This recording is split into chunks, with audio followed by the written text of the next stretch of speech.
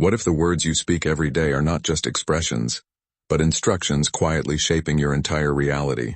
Ancient Egyptians believed creation began in the heart, but only became real through the tongue. Thought alone was incomplete.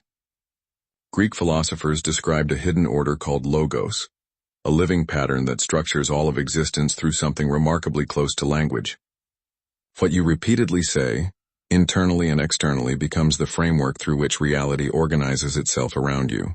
This is not magical thinking. It is a mechanism so subtle that most people spend their entire lives never noticing it.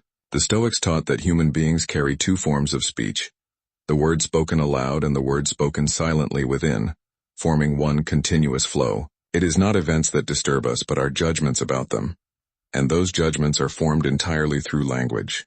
The Hermetic tradition saw speech as a bridge, the crossing point between what is imagined and what begins organizing itself into reality. Words are not spells.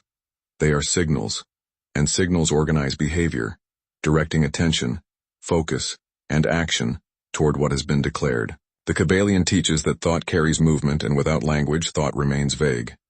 Words give structure, and structured thought is what the mind acts upon. In ancient Memphis, priests taught that what is held silently within remains potential.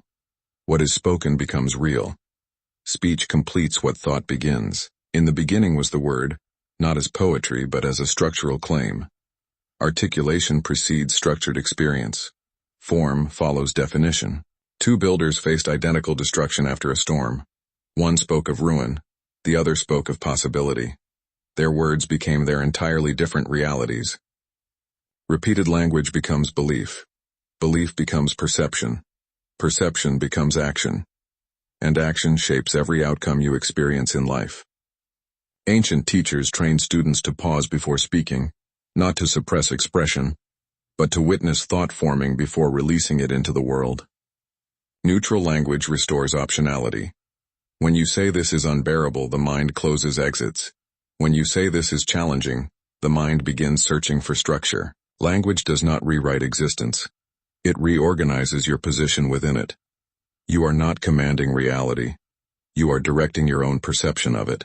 You are the author. And authorship means understanding that your language continuously writes the lens through which your entire world is lived.